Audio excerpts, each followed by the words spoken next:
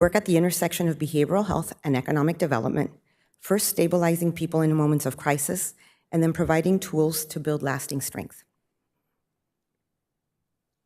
Each year, we serve more than 25,000 people through service areas like youth development, family strengthening, behavioral health, housing and stabilization, anti-human trafficking, and all of our work is rooted in building economic empowerment. We're also recognized for supporting students in post-secondary education and creating mental health workforce pathways in partnership with local colleges and universities.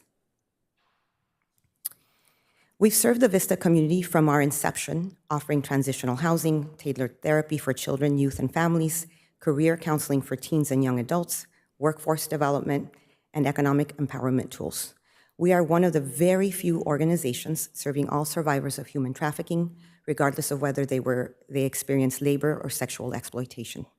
Our commitment is to evolve with the community's needs in an unwavering way. Our services are unique because of our focus on youth, a group often left out of the conversation on homelessness and behavioral health. The 200 Michigan Avenue campus is central to this work. Out of this site, we serve 10,000 youth, ages 5 to 17, offering mental and behavioral health services that help them build healthier, more stable lives. Our services begin with youth, but we intentionally invite parents and siblings into therapy so we can strengthen the entire family. And something powerful happens. Youth often invite their friends into Lifelines programs too. That level of trust speaks volumes about the relationships that we build. We know many of the young people we serve are missing consistent, caring adults in their lives, so our clinicians and staff step in to offer that support. We walk with them not just in crisis, but for the long term. And our therapy isn't delivered behind our desk. Our clinicians meet youth where they are developmentally, sometimes while learning to play the drums, creating art, or cooking a hot meal together. This isn't just connection, it's therapeutic breakthroughs designed for how kids process, how they grow, and how they heal. The campus includes 7 buildings intentionally designed to be safe, secure, and youth-focused.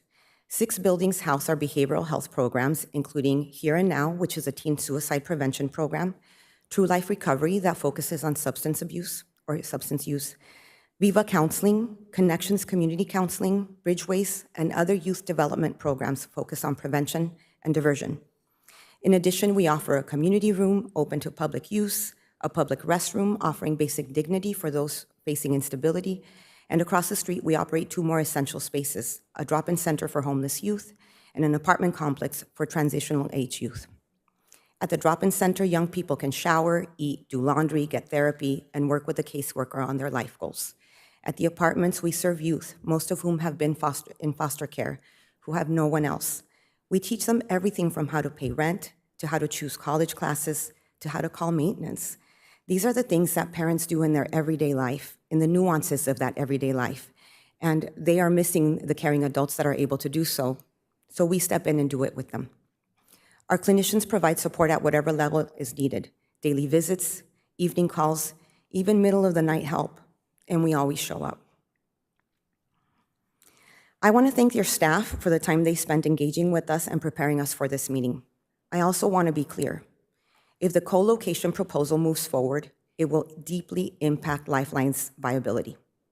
While eviction may not be the intention, it would be the outcome. As CEO, my responsibility is to protect the 10,000 children we serve at this site.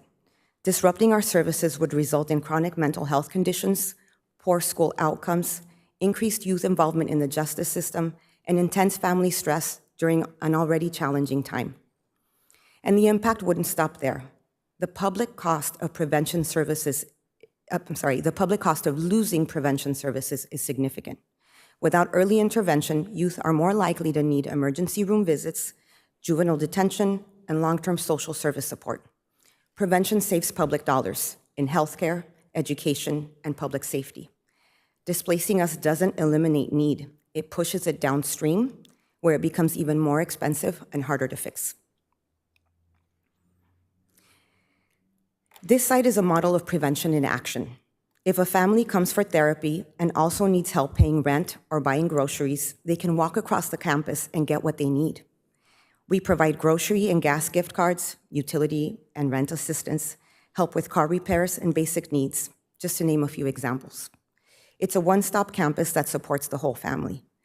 And many are just one paycheck or an unexpected expense away from becoming unhoused. So why does this site matter so much? Because it was built for youth. We use music, art, and shared meals to connect. We offer therapy spaces with games, books, and puzzles, places kids want to be. But more importantly, youth don't always choose therapy. They are told to participate in it by their parents, by their teachers, and by their caseworkers. So it's on us, the adults, to create an environment that is safe, engaging, and built around their developmental needs. And stability is key. Children need stability and they need predictability. That's what this campus provides: a familiar team, a predictable space, and a trusted rhythm. If we co-locate with an adult navigation center, we lose that stability. There would be a daily influx of new people, new staff, and unpredictable behaviors. It's about protecting trauma-informed, youth-centered care. Lifeline bases its work on evidence and best practices. According to the California Health and Human Services, 13% of youth in the state have behavioral health conditions, and nearly 2 out of 3 adolescents with major depression receive no treatment. The National Institute on Drug Abuse confirms that family involvement is key, and youth-specific therapies like ours work. Co-locating youth services with an adult homeless services can lead to re-traumatization. Youth who've experienced trauma can be triggered by exposure to unpredictable adult behavior. The project under consideration is not a sober living site, and that distinction matters. While often called low barrier, this model serves adults without requiring sobriety or mental health stabilization.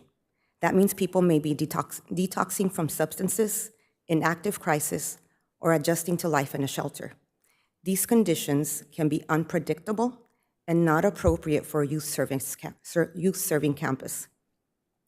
Studies show youth avoid adult shelter areas. Co-locating would lead to skipped therapy, reduced engagement, and a loss of trust. And here's the heartbreaking truth. Local schools are already on a wait list, hoping we'll secure more funding to serve their students too. Choosing to co-locate would not only erode trust, it would erode our impact. And that is simply not a choice we should be making. I don't want to spend time scaling back services. I want to spend time expanding them, and I want to work alongside you to offer more support to our community, not less. Thank you again, committee, for giving us time today. We hope it's clear that the 200 Michigan Avenue site is not just a property. For many, it's a lifeline. For the youth we serve, for the families we stabilize, and for the Vista community that depends on us. I'm happy to answer any questions you may have. Staff have one additional recommendation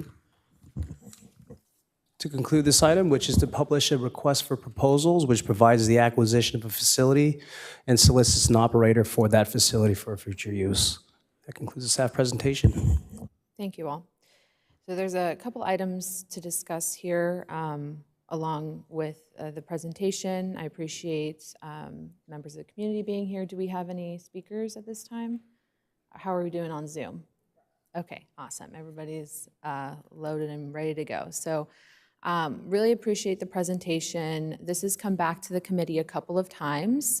At my request, when I had understood that there were concerns from Lifeline Community Services, I asked for us to really dig deeper in those conversations. I believe starting in September, staff had presented this option to Lifeline.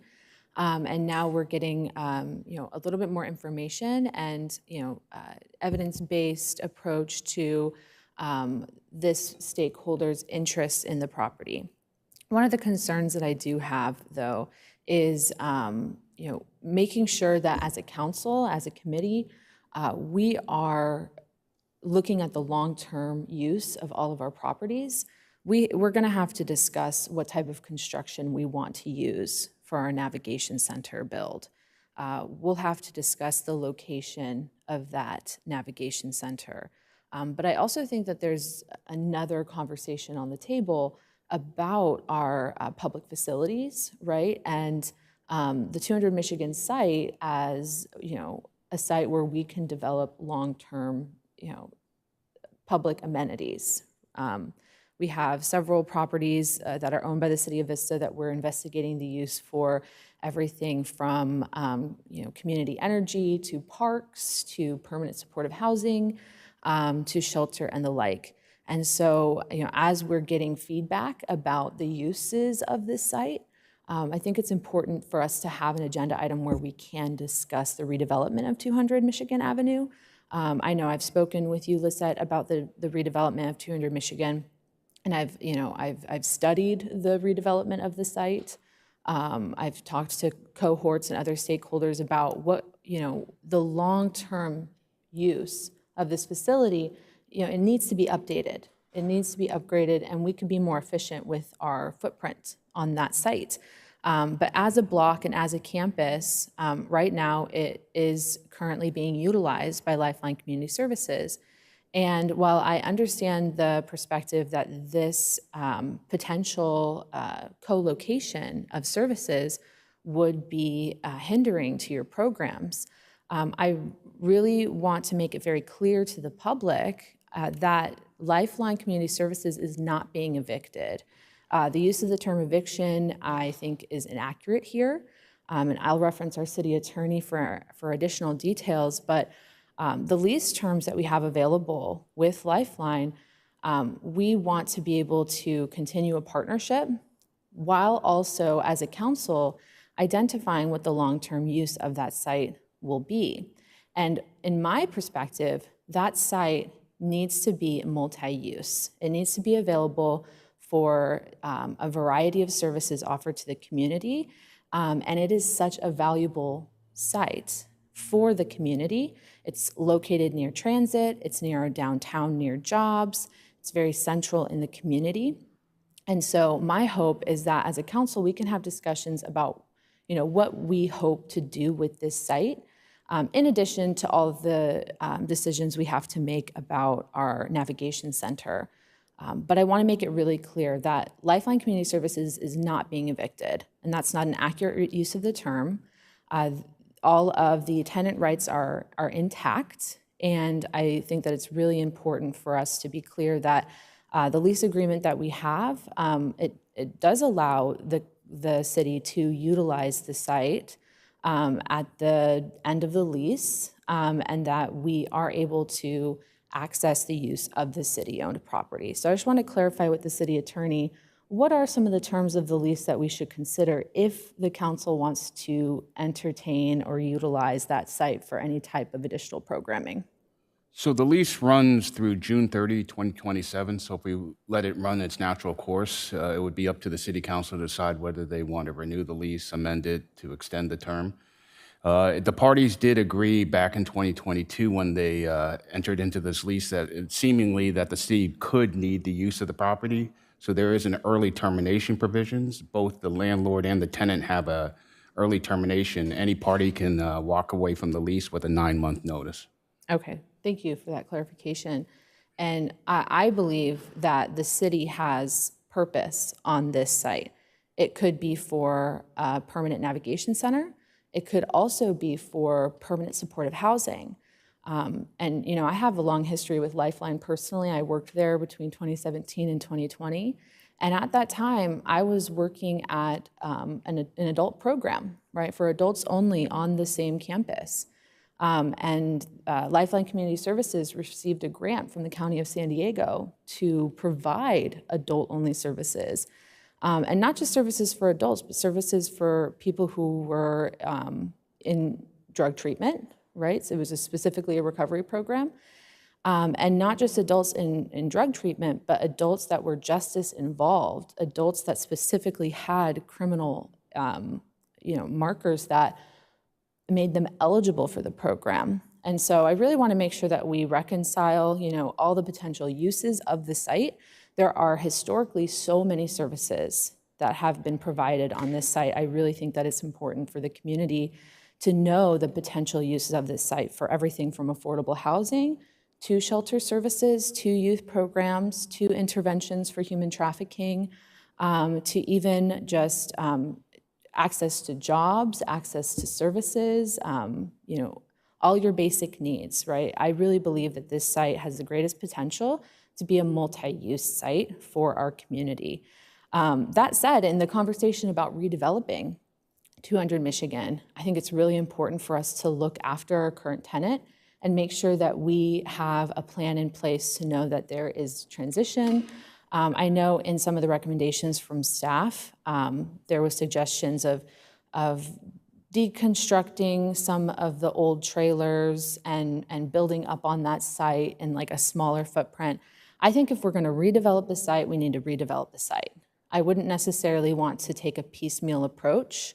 Yes, this item to remove just some of the facilities, my preference would potentially be to, if we were to use this site, to utilize the parking lot and to offer as many mitigations as possible, right? This is a very large campus. I believe that there are ways for us to create barriers and delineations, but all of those things should be considered because this public site is extremely valuable to not only to the council, but to the entire community that needs to be able to access services there.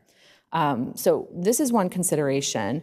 But as we're also considering purchasing of property, I would love to hear from the committee what our thoughts are of what's available in the market. And then I had a question from staff.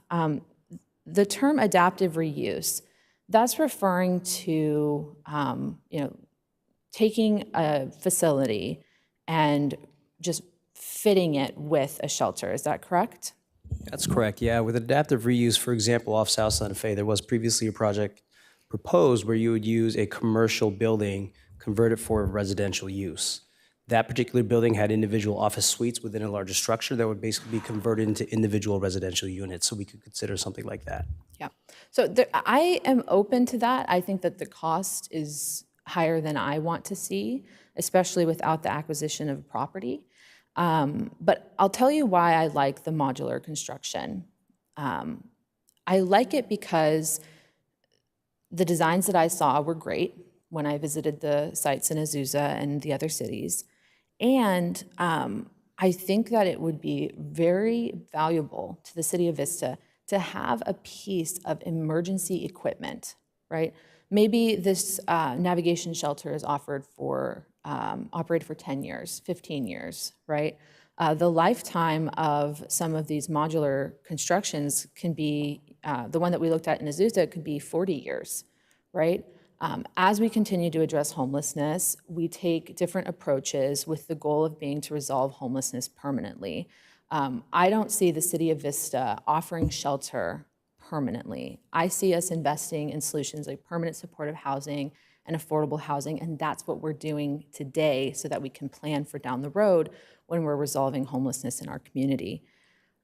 But the potential of these modular constructions, specifically the one from Life Arc, it floats, right? We have, to consider that there will be ecological concerns down the road.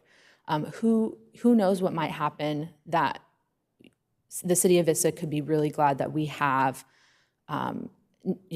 housing accommodations, emergency shelter accommodations in the wake of any type of emergency. And I will say that homelessness is an emergency. We have the opportunity to make an emergency declaration, but I think that we have a lot of options available to us now if we want to move forward.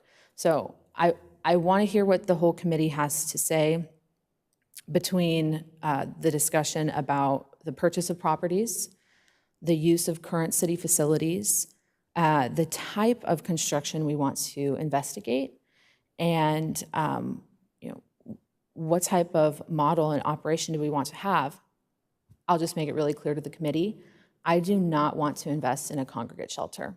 I want to continue using our more individualized model that provides dignity to people, because getting support for those types of programs is really difficult.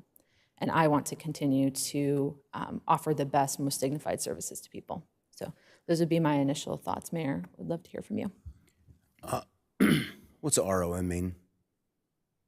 Rough order of magnitude, basically a very preliminary proposal. Got it. So I haven't had a chance to share this news in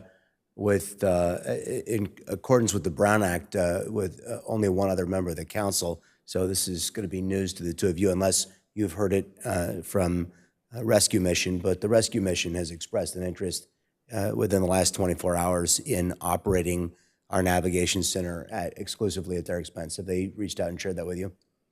So I will say that I have spoken to staff about that potential, and I have a meeting with them next week. But my concern is that there seems to be a prohibition there where they would only operate and pay for the operating expenses of a congregate shelter. So I'd love to hear your conclusions on this. Well, what I think that we should do is they've been operating a congregate shelter. They have 3 of them in the county, actually, I guess 4 if you include their mission academy downtown. At any rate, they have an established track record that's longer than anything that we've been doing in Vista, and they have measurable results. I'm with you. I'm all about dignity, and when we looked at the non-congregate model, which I looked right at Daniel and to Jonathan, and I said, tell me where this is being done, where else in the state of California? And it was crickets. I still, if you know the answer now of where it's being done elsewhere in the state of California, I want you to share that with me. But I have no information from anybody about where else it's being done. Well, I will say that this model, that Life Arc, for example, in Azusa, it's individual rooms. Sure. Who doesn't like the idea of everybody getting their own? I mean, we all, if we're giving something to someone, who wants to give a used pair of shoes to a kid? Nobody. We all want to give new shoes to a child, right? Nobody wants to give something that's of lesser quality or inferior. Nobody, but also when we have needs that need to be filled, I don't care what the tool looks like. I don't care if it's the ugliest tool in the toolbox. I care if it's the one that works the best. And so what I want to see, I want to see how many people came in, and I want to see how many people left to go to permanent housing. To me, it's the vessel is not important. It's what's in the vessel, are the people, the program, which is why I think it's essential that we start the RFP process for the operator immediately, so that we can support that. I agree with that. Yeah, I think we have to work in concert with the people who are going to operate it in order to figure out what the right solution is. But let me go through a couple of thoughts here. So Rescue Mission is offering to cover all the operating costs, which is crazy. That's amazing. They have enough money coming in through charitable contributions that they're willing to offload this cost. This is, we just saw a budget proposal from staff that projected us in $2 million of deficit. Now, I appreciate staff having cured that. That made me very happy. But my concern is that staff's going to bring us the next proposal that is going to be again in deficit. I know, Mr. Conley has been making the point that, we're bumping up against what revenue we have, and the appetite of the council for new spending priorities is never ending. The community has a lot of priorities. So where we can achieve greatest value for the taxpayer. Now, let's talk about the difference between a temporary facility and acquiring a building, okay? Those trailers that they're trying to get rid of at the schools, nobody's gonna buy those. They're gonna pay to take them away. They're gonna have to pay somebody to tear them apart and haul them away. They're not a valuable asset. They're fully depreciated at the end of their life span. Nobody wants them. A trailer at the end of its life cycle is a worthless item. It's depreciated. It's like a car. It's like a 30-year-old car. Nobody wants it. You'd actually, at some point, you're going to actually have to pay somebody to take it from you. Where a building properly maintained will always have value. So $7 million invested in an asset like a building, that's $7 million cash that we're putting into a piggy bank. Better, it's not a piggy bank, it's an investment account. That building won't be worth $7 million in 3 years. It'll be worth, let me finish my thoughts if you don't mind. The building will be worth $12 million at that time. So the taxpayer will actually, instead of watching money evaporate, the taxpayer will actually receive an economic return on investment. And then we can always decide in the future what operators we want to work with. It may not be the rescue mission forever. Maybe it's not the rescue mission now, but having a durable building. And then, look, as far as Lifeline's concerned, we've been long partnered, 50 years now with Lifeline and Vista, and I don't think any of the council has an appetite to see Lifeline's mission negatively impacted. So I cannot imagine that that's going to be the outcome of our policymaking, but keep speaking up because we don't want to see this train go off the rails and have that happen. So, but you have a commitment from me to make sure that that does not happen.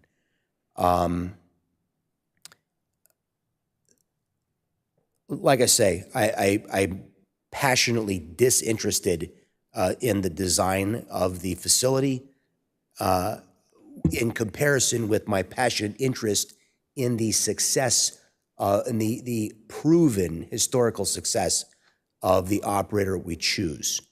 I want results. I want, number one, I want fast throughput.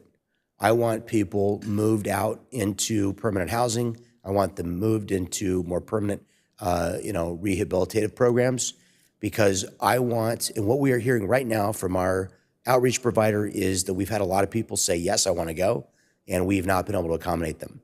We need faster throughput, and faster throughput is the solution, not necessarily more beds. We don't want people to be in there for 18 months. We don't want them for 120 months. Obviously, if they're making progress, it's been our discussion with Retread that we want you to use your best judgment. But we could build an infinite number of beds. There's some reason, and it's there's some reason that the non-congregate model has prevailed in the state of California and in the country for the last 100 years. Why is that? Nobody here has an answer. But what we do see is that is the model that has prevailed.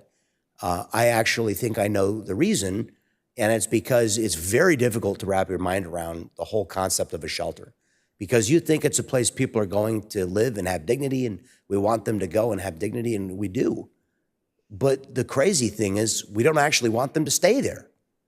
We want them to take the help we're offering them there to get into a permanent, dignified solution. The true dignity is to transition somebody into either transitional housing or hopefully into permanent housing. That's the true dignity, is to have a place that that next year you get to live in too. And the year after that, it's yours, it's your home. To have a home, that is dignity, and that is what I want. I want to see people have that successful result. So if the rescue mission's numbers and their other facilities don't compete with what we've been able to do in Vista, then I would think probably somewhat less favorably on their proposal. But the financial piece of it, that they're going to come in with the operating dollars, I mean, I just don't see how we could look the other way at the value and benefit to taxpayers. I mean, that's absolutely tremendous. I wish, I have a plan. I can offer it right now. In fact, I will offer it because I can say it so succinctly. I have a plan to end homelessness. Don't let people live on the street. That's the plan. Very easy. We're not implementing that plan right now. Nobody in this room joins me in standing before the microphone and saying, we will not allow you to live on the street. Nobody else. There is an open microphone. Anybody wants to come and say it, say it. Don't let people live on the street. If they're on the street, get them off the street. Don't let people die in a highway overpass.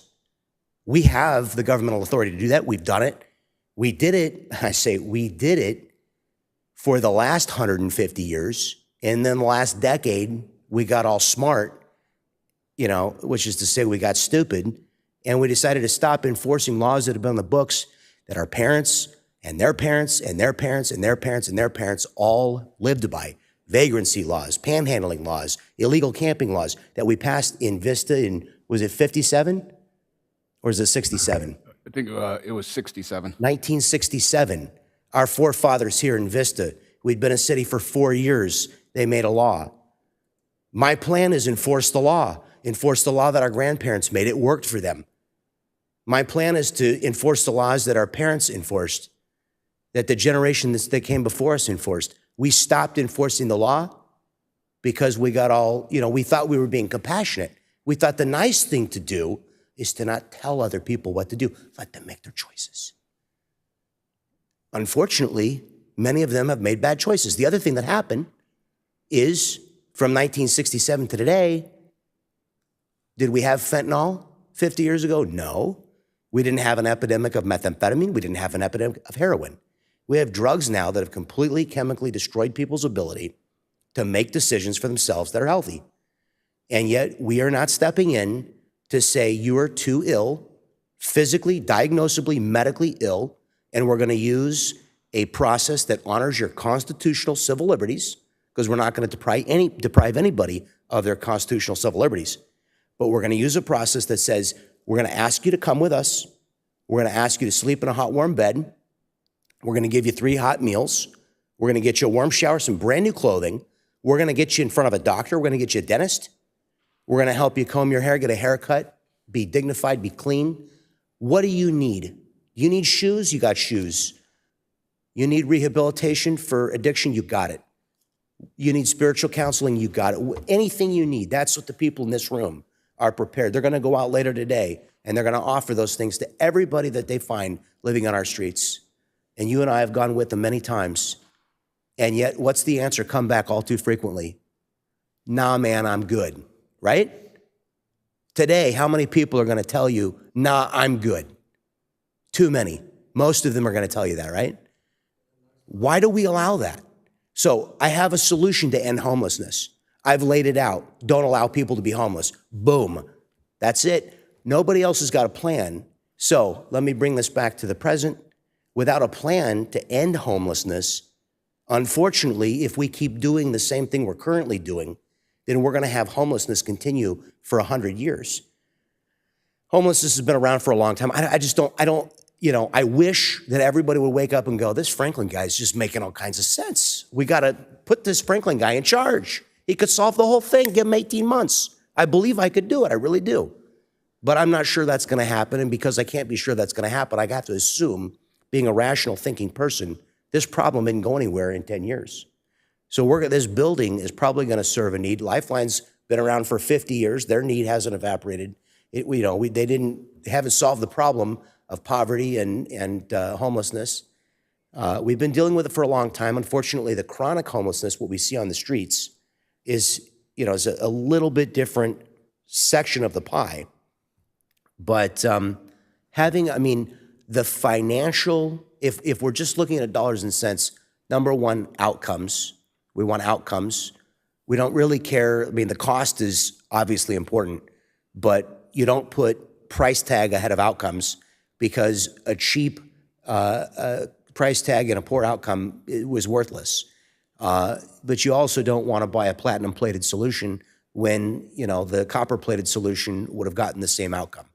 So when somebody's offering to operate the thing for free, I think we have to slow down at least for 3 weeks, and we go, you know what? If there is anybody else out there that wants to operate this thing for free, let's do the RFP and go, hey, if they're going to do an RFP and go, hey, our proposal is we do it for free, and the other proposals come in, we'll do it for $3 million, and we look at historical success, and we go, we compared the historical success of these multiple operators, and one of the operators is proposing to do it for free, has actual demonstrated track record doing it successfully. I don't know how we could possibly ignore that. I think we would have to. I think every citizen, if we put them in charge and gave them that paradigm, they would look and go, well, wait a second, this one's doing it for free, and they've shown that they're capable of doing it. Well, not a rocket scientist or a brain surgeon, but I think we got to go with that. So if we have others, if there's 3 providers willing to do it for free, then I think we got to let them compete, choose one, and then we immediately move forward. We've done a lot of legwork, and I appreciate that. And if ultimately they think that the congregate temporary is the best, I probably can't dissuade the council, but just the financial investment, I'm trying to get the council to think in terms of being investors of the people's assets, owning a building owning a concrete tilt-up in the business park, that building will be worth more than we pay for it in the near-term future. Whereas these other facilities won't. And then also, 200 Michigan, not to get into a big conversation, because I think that's a whole nother conversation someday.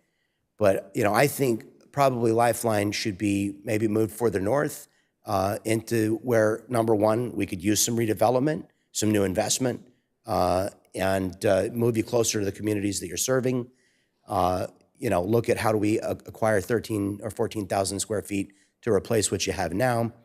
But then I think, we've spent 20 years trying to rehabilitate and economically recover our downtown, and now we've begun to do that. So to bring in some, some kind of, maybe it's market rate housing. Maybe we sell that space for a market rate developer, and we take all the money that we get from that and we reinvest that into a part of the community where we can build on the first floor offices for Lifeline, and on the third, fourth, and fifth floors, we build, low-income housing. Maybe we can parlay. Why would we take the best, most valuable real estate in the city in the center of our economic, our core downtown retail zone, and say that's where all of the low-income housing has to be, that's where all of the services have to be? I mean, downtown was hollowed out by crime and economic decay. The retail space there, the real estate became very, I don't say worthless, but it was worthless. I mean, 20 years ago, downtown Vista had a horrible reputation. Nobody wanted to lease there. All of downtown was all vacant. And so the land was, so when we put Lifeline, how many years has Lifeline been there? Since 81. So at some point, I don't know all the history of it. John Conley knows a little bit better than I do. But at some point, that land wasn't very valuable. And so we put them into a space that kind of wasn't very sought after. Now, circumstances are different. So I could see working with Lifeline to get them into a new facility, one that's closer to the community that we want them to continue to serve, and then taking the very valuable dirt that they sit on, selling that to a developer who can build something that's amazing. But here's the other thing. What was the number? Did we say there's like 38,000 jobs in the business park? I think that's the number. Wasn't that it, John? Yeah, I'm give or take 3,000. I think it was 38,000 jobs. Now, I know there's jobs like at Archer Zero selling coffee, and there's retail jobs, but there's 38,000 jobs in the business park. And there are a lot of jobs that are unskilled, entry level, and if you can show up on time every day and you can, follow some basic instructions, you're going to have a job. And, honestly, if you didn't make it in the first one, you'd probably get a second chance at another employer where they got 38,000 openings. That's a lot of positions, So you got a bus line there. You got walkability to jobs. You got walkability to a grocery store. It's a residential and working neighborhood. And I don't know about, if I'm recovering from homelessness, my number one thing, I want a job so that I can provide for myself. I want to have a purpose when I wake up. Talk about dignity. What gives people dignity is work. If I go to work and I do a job and somebody recognizes me with a good work and here's your paycheck and I can take that paycheck and pay for my own place to live, that's dignity. That's dignity. That's what gives people self-worth. So I think, I know I'm picking a fight with some people by moving these things closer, into my own neighborhood. I get it, but I think we've done very well with what we've done. We have not made the neighborhood worse where we've been. We've made it better. And my commitment into the future, no matter whether I'm the mayor in elective office or I'm a private citizen, if I'm a private citizen, I'm going to be right back at this rostrum and make sure that we keep our commitment to improve whatever neighborhoods we occupy with programs, not to make them worse. That's got to be our commitment. So that's my thought. I hope that the council would choose to slow down for just a minute. We need to go warp speed with the RFP for the operator, and then we need to include the operator in the consideration of the building, because we're hiring somebody who is a rocket pilot. We don't build rockets or operate them. That's not particularly what we do. So we're going to go find somebody who knows how to fly rockets. we should probably talk to them about how to build that rocket, because it's kind of a specialty. So that's my thought. Thank you, Mayor. I have a few more comments, but I'll pass it over to Councilmember Fox. Yeah, so I think I agree with a lot of that. I think the idea of having the RFP out and having the requests for what our different operators would want to see in a building as part of the information that's, that we're voting on when it comes to council would be very helpful. Because if, again, like if that whole equation of financially $1 million a year in operating costs being taken off the table, kind of changes the economics of building this versus building that, since, that's probably at least with the current one, it's 2/3 of the cost is in the operating cost. So I think that is an interesting thing to at least have part of the calculation when it comes to council. And I think that the mayor is right that rushing into something and building and buying something and building it immediately is probably less important to me than doing it right, especially when we're investing this much money. So I think that makes sense to me. Last thing I would want to see is, us negatively affecting the Lifeline services and then exacerbating the problem without necessarily even having a positive effect in the solution. So I also am curious because I know a lot of the times what I see on the reports is there's a lot of people waiting to get into our navigation center, but it seems like a lot of people in the navigation center are waiting to get to the next step as well. They're looking for the permanent supportive, they're looking for the transitional, they're looking for a lot of those types of solutions. And investing a lot at the navigation, the first tier kind of services, without having the next tier of services leveled up could end up with, instead of 48 beds that are full all the time, with 100 beds that are full all the time and with nowhere to put them. And so that's something that I'm a little concerned about as well, is making sure that we're allocating correctly. And if we can say, if we realize that, that's actually where some of that financing has to go, is towards those downstream solutions. And we can find a really affordable way of doing some of the upstream solutions, then I think that that's probably, a more intelligent way of going about it. But I think that the work that you guys done is really impressive. There's a lot of different directions that you've explored, and that's a lot of work. And I think that will be very helpful in some of these things when we're talking to some providers, showing some of these options to people as part, and having them include some of that in their RFPs might be very helpful. Is, hey, this is the type of thing you were looking into this. This is the option that we would prefer if we were to operate it, and we would be able to do it at this cost. And so kind of wrapping with the proposals, the recommendations that staff has made with some of those RFPs, I think would be ideal in my opinion. So I think that's. Thank you, Councilmember. So I appreciate all the comments. This committee is so valuable because we are reviewing our strategic plan to address homelessness. And so being able to kind of take a bird's eye view is really important. I want to first touch on what you said, Councilmember Fox, the idea that we're distributing funds to different solutions, right? That is what the strategic plan to address homelessness is catering towards. We are funding folks' entry into services, right? Because they enter services through outreach, through shelter, through a number of means, and then they are triaged throughout that continuum of care. And then we are also investing in the solutions to homelessness, the affordable housing, the permanent supportive housing. And that's been a huge fight to get here, where we have a council that's willing to make those investments. And I think it's because we've seen, right, that the evidence is there that those solutions do work for people.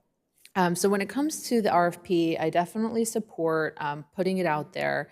I think it's appropriate to work with an operator as we consider a shelter, but we need to be careful because we could end up designing something for an operator that has a mode of doing things because of the convenience and the opportunity that they are paying for the operation costs. But then we're left with, this very expensive product, and, organizations come and go, right? There might be in the long term, Mayor, as you said, we're not getting rid of this problem overnight. In the long term, there might be different operators of our shelter. So I think the venue, I think the facility is really important. We might want to have influence from an operator as to what that design looks like, but we as a city have to decide what's best for us.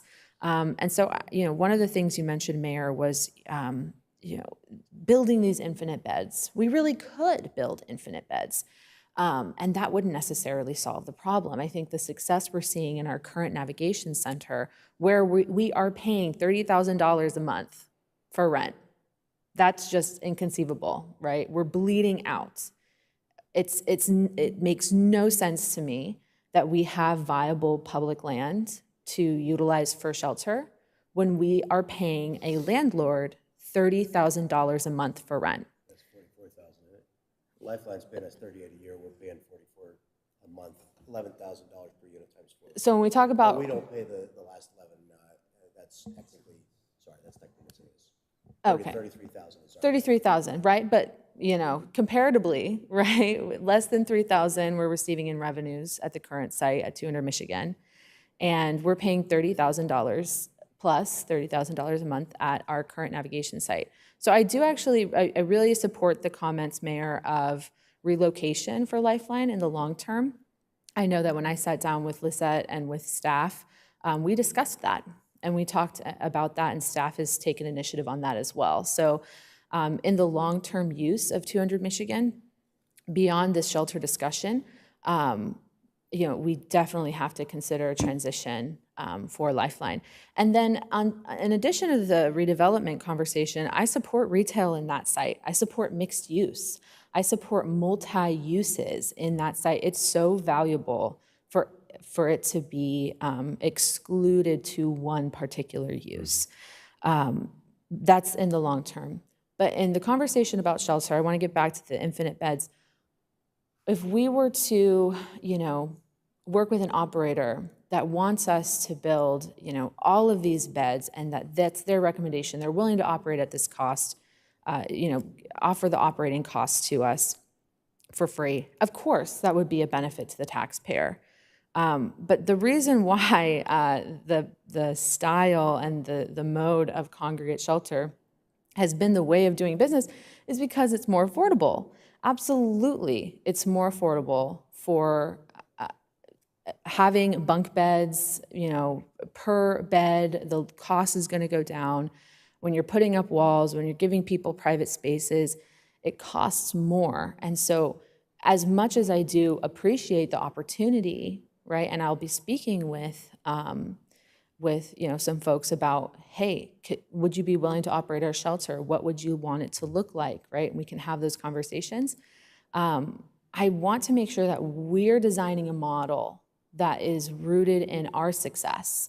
And our success at the current navigation center is these individual rooms really change the dynamic for people. And so I would like to see an operator that's willing to maybe meet us halfway. Maybe they're willing to cover the majority of operating costs, but if there is some balance remaining due to our priority that we have more individual spaces for people, maybe that's where the city can continue to make the investment and create the design of a shelter that we want. So I would say, yes, let's work with an operator, but also let's prioritize the design that's going to be successful to us. Business park. I'm not opposed to a structure at the business park. I understand, right, the benefit of jobs and more of a remote location. I do see other sites in the city of Vista as being closer to other services, right? Vista Community Clinic, Vista Transit Center, right? And these other, parts of life. The business park could be a little bit remote, but if there's an opportunity there, let's map it out, right? Let's really look at the costs, because I think we can agree that the costs would be expected to be very high. And although we might have an operator, right, that's willing to come in year after year and cover the operating costs for us, we really need to spell out what it's going to look like, cost in terms of purchasing property at the business park and building from the ground up. And I appreciate staff, has been diligently providing more and more information to us. This presentation, we actually had an adaptive reuse estimate, right, that you guys were able to patch together for us. So I think that that was really edifying. I'm sure not to interrupt, but Yes. I'm going to have to take my leave from the meeting now, but I'm going to continue to participate as a member of the public via Zoom so that I can hear the Okay. comments. And Thank if you I for your have comments. if I have anything to add, I'll raise my hand as a member of the public. Thank you. And then just checking in. Sorry to have to leave. Have a lovely rest of your day. And just checking in with city attorney, with the mayor needing to move on from this meeting, do we have to conclude? No, we can continue it. We can continue with the ex officio member? Awesome. Okay, so those would be my top level comments right now, which is that let's continue to, pursue an operator for the benefit of the services, right? We want to have very effective services. We're only going to choose an operator that we trust. And let's move forward with an operator at the same time as designing the type of structure that we use, right? But let's not design our facility for an operator. Let's design a facility for us, for the public, and an operator, building a relationship with an operator that's willing to cover those costs, I think would be a huge benefit to the public. And we definitely don't want to leave that on the table. And then, like I had mentioned before, I did ask city manager to add to the agenda discussion for us to talk about redevelopment of 200 Michigan. I think that, it sounds like the mayor agrees that that's a multi-use site as well. I would say that that's a multi-use site, not just for community services, right, but for ground level retail, permanent supportive housing, a community center, right? There's different benefits to that site. And then, of course, we absolutely want to continue to offer care and support to Lifeline.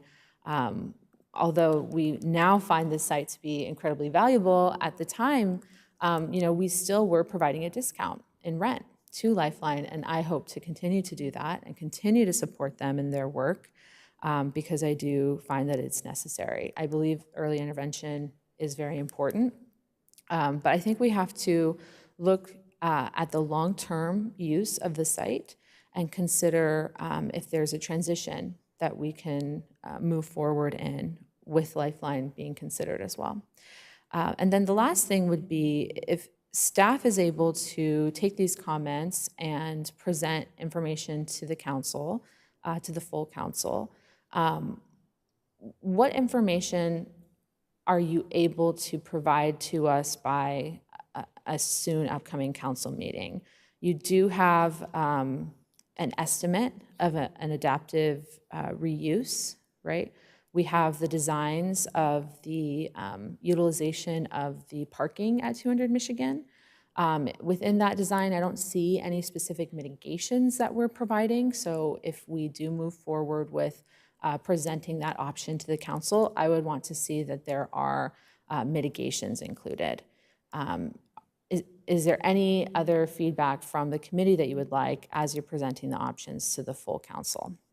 Yeah, I believe from what I've heard today, perhaps the best next steps would be to publish the RFP. And the committee members may recall the RFP for the initial safe parking program. We had two phases.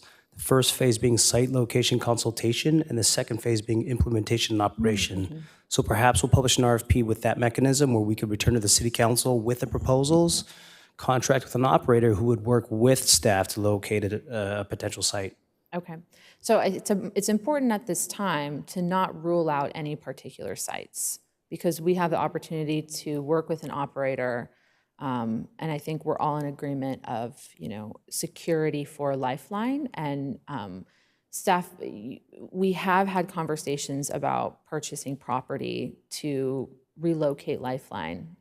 What's the status of that?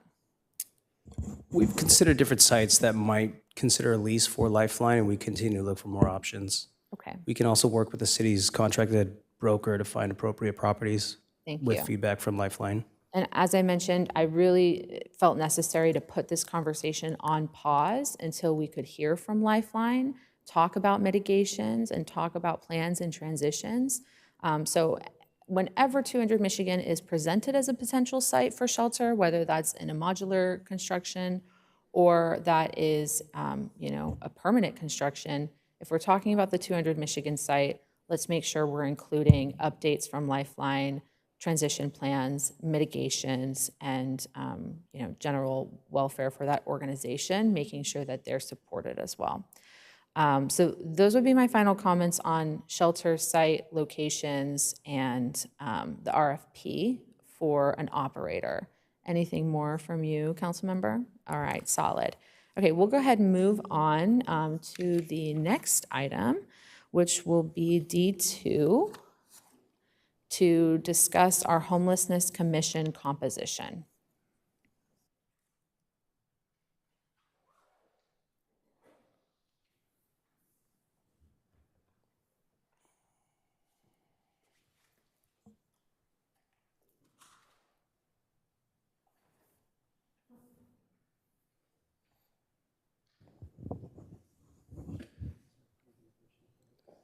I think we're getting this item up. Thank you. No problem.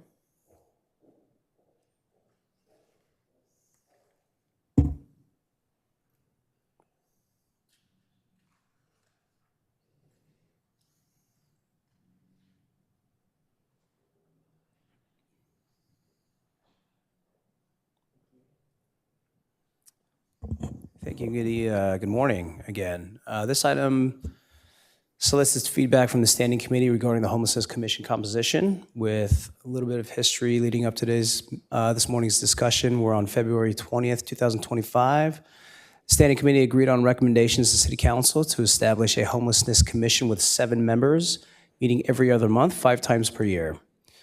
On March 25th, 2025, when that was provided to the City Council did approve those recommendations and directed staff to draft an ordinance to establish a 7-member Homelessness Commission. The purpose of this morning's discussion will be to develop those recommendations for the Homelessness Commission composition to be presented to the full City Council on May 13th, 2025. With those recommendations, with the approval of those recommendations, staff will go back, draft the ordinance, and return to City Council again in a public hearing for adoption. So a little bit of context as far as how commissions are formed in the Vista Municipal Code Section 2.18, where it establishes the general provisions of requirements for city commissions, boards, and committees. Such bodies are established by resolution or ordinance and are advisory agents only, and actions are not binding upon the city. Qualifications for appointments include a bona fide resident of the City of Vista, at least 18 years of age, and not an employee of the City of Vista. Certain exceptions could be made to those qualifications, but there must be a finding that exception is in the best interest of the city, which would also include a 3/5 vote to waive those qualifications. There could also be a 3/5 vote to designate a seat for an outside agency representative with the criteria that they are either a bona fide representative of the respective outside organization or owns a business in Vista. The standard terms for appointments would apply for these appointments unless otherwise established in the ordinance. They would be 4-year terms with standard termination dates of March 31st of the term of the expiration year, and these terms would be staggered according to the existing process. Additional qualifications may be established within the ordinance, and order, decorum, and public noticing will apply according to Robert's Rules of Order and Brown Act, such as they apply with this meeting. So for discussion this morning, staff would like the committee to provide direction as far as how the appointments will be allocated for each council member. The standard process does provide 1 appointment per council member, which would leave 2 additional appointments with a 7-member commission, which could include 1 additional appointment for the Standing Committee on Homelessness chair and vice chair each. The Standing Committee could also provide some additional qualifications they would like to see within the ordinance and the different powers and duties they would like included with the ordinance. And that concludes the presentation. We are ready for the Standing Committee's discussion. Thank you. Do we have any comments on this item? Oh, we'll go ahead and hear from Mayor Franklin. Thank you, Madam Chairwoman. I'm happy with that recommendation for us each to appoint 1 additional, if you would be happy with that. Thank you. I think that is representative for our council to be able to have each an appointment, and then myself as chair and mayor as vice chair to have an additional appointment. I think that that's fine.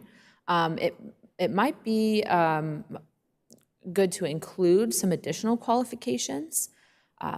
Maybe this is part of the appointments that the council chooses. It could be the appointments of the chair and vice chair. But that is, specifically people with lived experience, people who have lived experience of homelessness or of accessing our services. I think that that would be an important qualification for at least one member of the commission. I would be willing to reserve my appointment, one of my appointments, right, as chair for that designation. But I do think that there should be a commitment from the council, right, that we are, not just individually interested in uplifting the voices of those with lived experience, but that we codify it and we make it, an assured commitment that we will include people with lived experience. And then regarding powers and duties, I really see this as similar to our other commissions, that this is an advisory commission, right? That they might make recommendations to the council. But I also believe that this commission could be a review commission for many of the staff items that eventually come before the committee and the entire council. So as we structured it, as you know, council member, we structured this commission. Our initial recommendation was to have alternating meetings between the commission and this committee here. Ultimately, the full council has authority to take those recommendations or to, change those recommendations based on our preference. So what would you say, council member, on this item? Yeah, I think all that makes a lot of sense.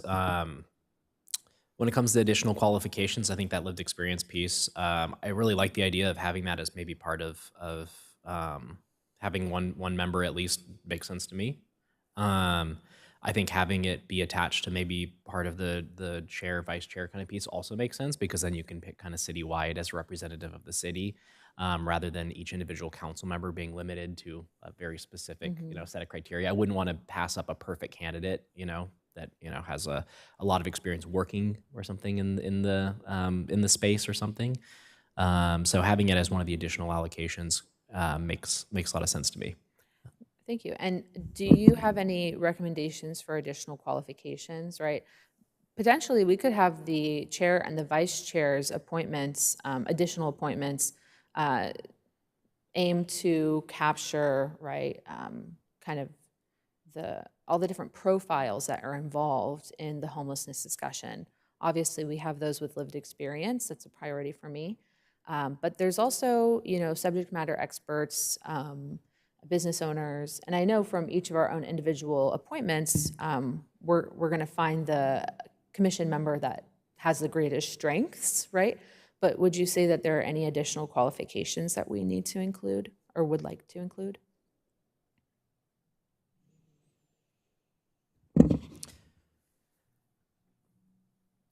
I mean, I think the idea of having a business owner or something like that, someone from maybe some of the other different commissions or something, as additional members could potentially make sense. But I don't know if I'd be committed to that. Okay, no problem. So how about we move forward with the recommendation? Oh, it sounds like Mayor has comments as well. Thank you, Mayor.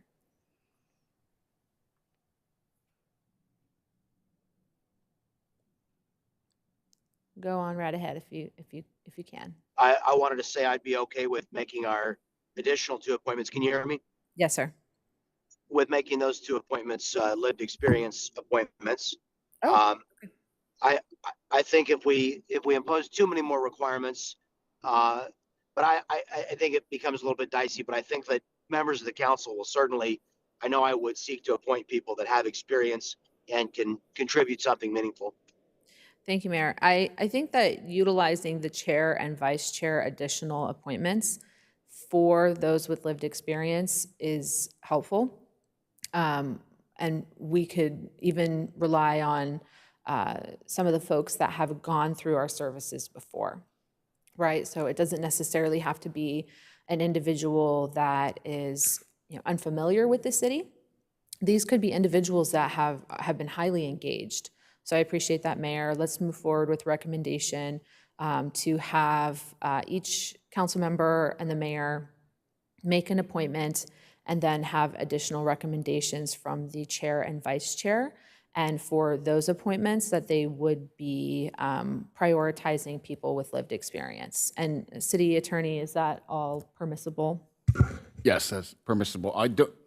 And I would maybe caveat if there is no one with lived experience that's willing to volunteer, if, is good faith efforts made by the chair and co-chair, that maybe the ordinance can specify that we would rather have the seat filled than unfilled, that it could be filled by someone that doesn't have that lived experience. Okay, I would take those recommendations as well. Thank you. All right, any other comments on this item? So on the purpose, I would recommend we just kind of follow what the other commissions have done, and I can kind of read out what Let's go ahead and get a formal description of those commissions.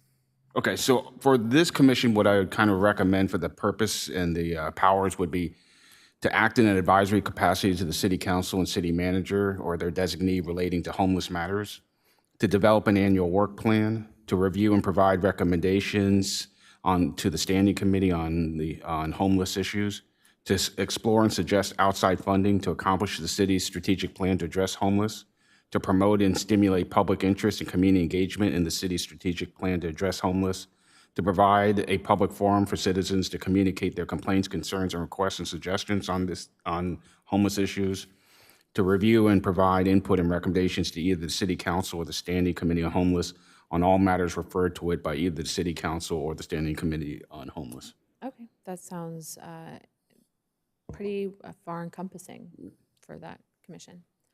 All right, any other inclusions you'd like to make, Councilmember? Nope, I'd agree with that. Sounds great.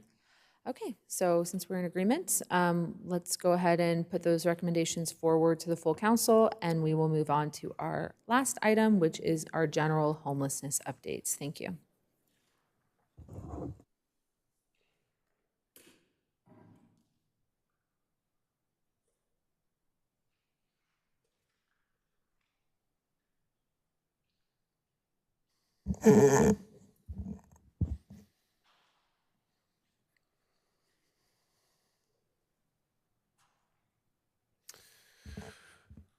Good morning again, Madam Chair, Vice Chair, and Councilmember Fox. Today we're going to be going over the March data from our homeless service providers.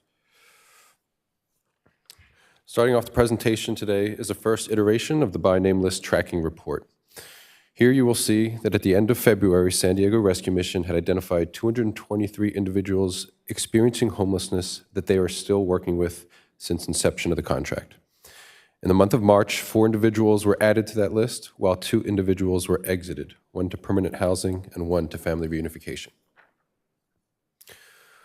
Of the 223 individuals, 24 are chronically homeless and or high utilizers of homeless service providers. At the bottom, you'll see approximate primary barrier for experiencing chronic homelessness. Obviously, homelessness can be a wide variety of things, but per the outreach workers working, that was what they felt is most appropriate. During the month of March, San Diego Rescue Mission serviced 105 unique individuals. 102 of those individuals were found unsheltered, while 3 were in the process of exiting a shelter. Of those 105, 78 were accepting of shelter, but none was available. 1 individual made it into safe parking. 1 individual was matched with permanent supportive housing. 8 entered the North County Lighthouse. 5 entered La Posada shelter, and 1 was reunited with family. 10 of those individuals entered the Boyne Creek Navigation Center, and 1 of those individuals refused to shelter. Here you'll see the demographics of the 105 individuals that were served during the month of March.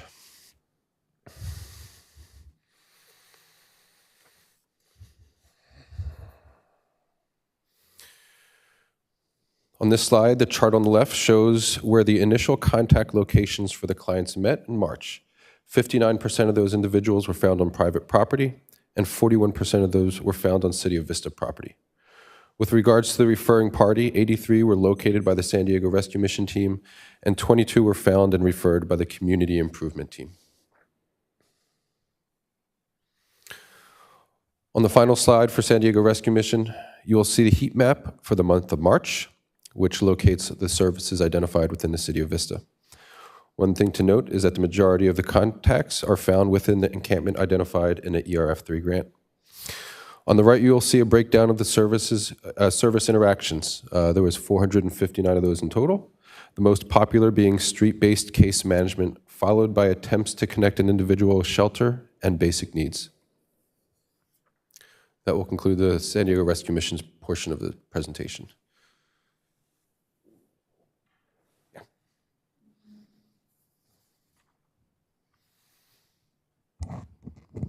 Greetings, Madam Chair and esteemed council members. My name is Elizabeth with Jewish Family Services. For the month of March, we assisted 22 individuals, 18 households, and we were able to serve 5 households, and we had 3 individuals, 1 household that was returned into the program. We had 4 positive exits, 2 of those with family reunification, 2 went into permanent housing. 1 of them was able to get a room for rent here in the city of Vista, and we had 2 unknown exits.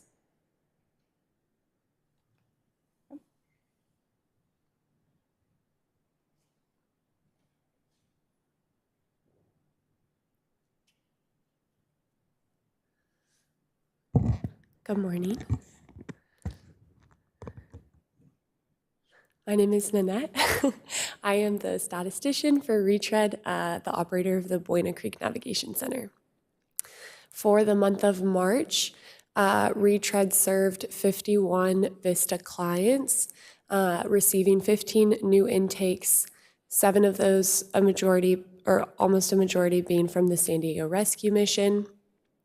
10 of those were from a place not meant for habitation, and you could see the breakdown next to that, having lived on the street or in their vehicle, a park, or a single encampment. This slide shows the services provided by Retread. 67 of those clients were given transportation assistance, which is our shuttle service or a bus pass. 31 clients were able to use a laptop on site. 2 clients received a cell phone. And then the following services are also listed. Out of our clients, 1 client received a housing subsidy in the month of March. Retread offers on-site classes for our clients. 78 clients attended mental health meetings during the month of March. 27 attended faith meetings. 3 attended a physical wellness class, and 22 attended an anger management class. We had 15 Vista clients exit Retread, 6 going into permanent housing solutions, 3 going into temporary housing solutions, 2 entering into an institutional situation, and 4 exiting back into homelessness, with 3 being exited by staff and 1 being a self-exit by a client. Out of the clients who went into permanent housing, the average number of days before exit was about 80. Thank you.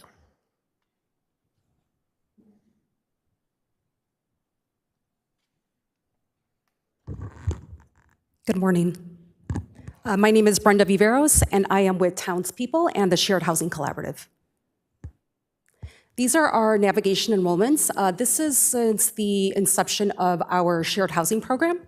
As you can see, off to a little bit of a slow start, but with the acquisition of our housing navigator and stabilization specialist here in the city of Vista, you can see those numbers climbing month by month, with a total of 22 clients that have been served in navigation services.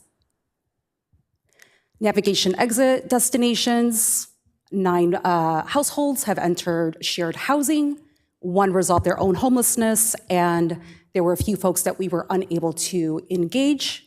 And all 9 shared housing exits enrolled in stabilization and utilized our Flex Fund for housing deposit and first month's rent. And here's some navigation demographics. So broken out by age, you can see here that 37% are within that range of 40 to 61 years old. Gender split right down the middle, 50-50. Race demographics for you there, with white being the most served with 55, and 23% of Black African Americans. Disability reported, we have a lot of folks reporting disabilities, 64%, and then also broken down by sexual orientation and our ethnicity numbers there.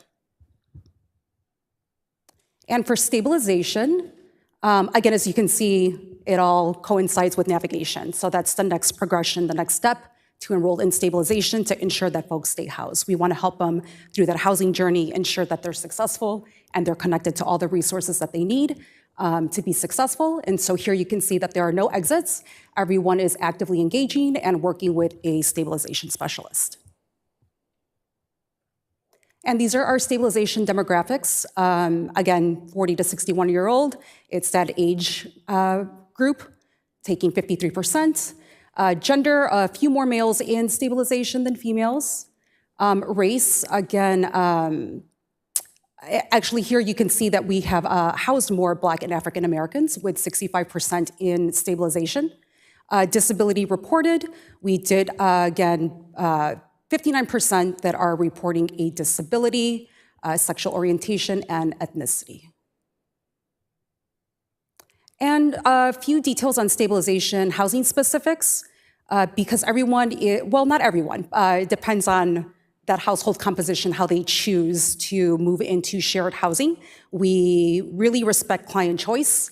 So here you can see we had 7 housemate groups and 2 individuals that move into shared housing, and that would be in a form of a SRO, as that is a shared housing model. And that's a total of 9 move-ins.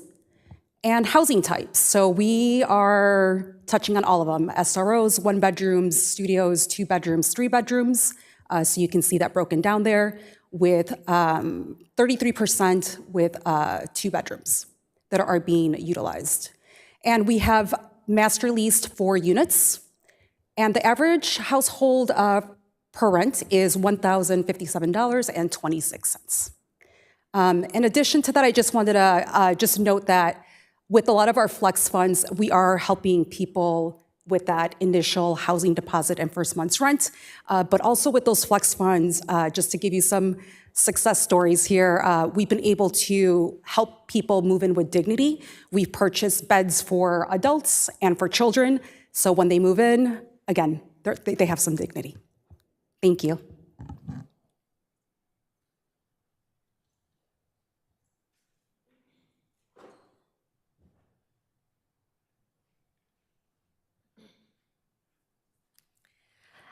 Hello, it's Esperanza representing Operation Hope. Thank you so much for your time today. Here is a list of our demographics. In March, we served 43 clients. Out of those clients, 60% of them were children under the age of 18, 62% female, and 37% male. And then our ethnicity data is up there as well. We had 37% were Hispanic, 16% Black or African American, 14% Samoan, and 33% other. Here we're highlighting a lot of the amazing programs that we have in our shelter. Monday through Thursday, as you know, in the evenings, we have our programming that begins at 5:30 and ends at 8:30 every night. And we also have weekend events. This month, we had our regular community meeting that we have once a month, led by shelter leadership.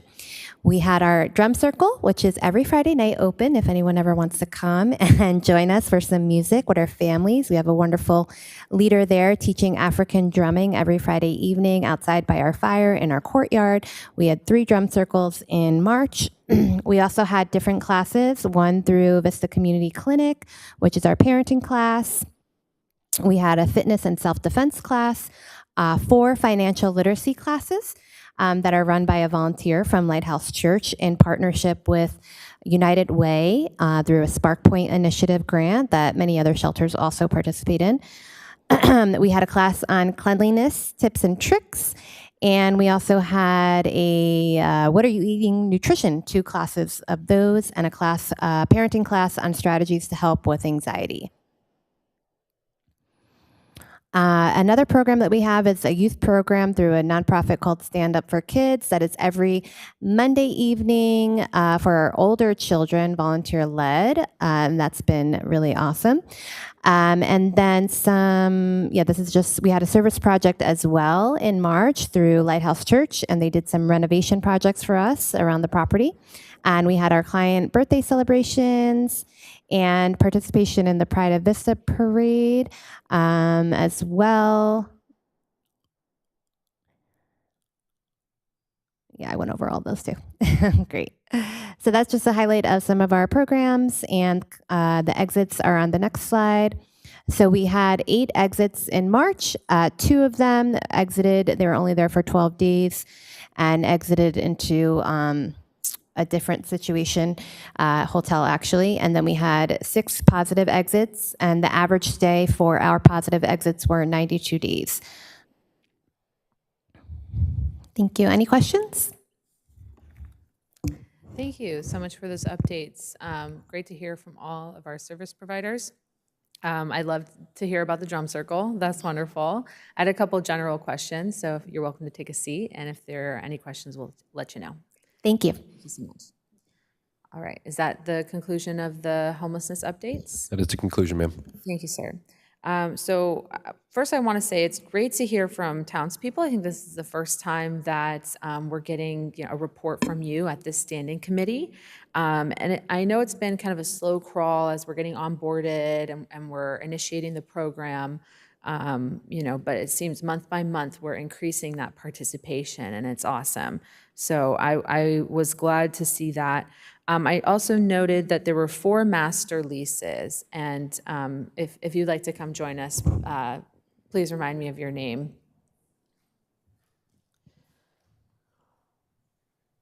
It's Brenda. Thank you so much. And I saw the 4 master leases. How has it been working with the landlords and property managers for coordinating folks into housing? Yes, thank you for that question. We've fostered and established a really good working relationship with Vista International. So most of our clients are housed there. Initially with our housing location specialist, who serves San Diego, but also City of Vista, he was able to help us make that connection. And they've just been really receptive, open, and willing, because they see that we are always on time with our rental payments, right? With the master lease, they're guaranteed that they're gonna get their rent every first of the month on time. So that really sits, it's a positive experience for them and also for our tenants that are being housed there. But for the most part, it's been pretty seamless. Now that we've kind of built that workflow, we've trained our staff. If they know that there are clients that have too many barriers and we're just not going to be able to house them through any regular market rental, just regular avenues, that's when we pursue master leasing for those clients that have either a low credit score or an eviction history. So initially when we apply, they're not asking any of that information. Townspeople is the leaseholder, and we select our tenants, and it's been pretty smooth. Fantastic. Thank you so much for those updates. I really think that those relationships make a big difference. And not only are we assisting people with the gap in rent and the deposit and those costs that are really hard to get into a place, we're helping be a warm hand to introduce them to a landlord who might otherwise not be so sure about them as a tenant. And I would love to expand those relationships, right? And as we continue to have more success in the program, we can definitely let the community know, hey, this program is really successful at linking people to housing, so we can get more folks involved. So thank you for your updates. Really appreciate that. Absolutely. Thank you. I really see all of our programs as, we make these investments, right, as part of our strategic plan to address homelessness, and then all of the services that are going on in these different programs are very far-reaching, right? We have healthcare being provided by different healthcare partners. We're assisting with job training.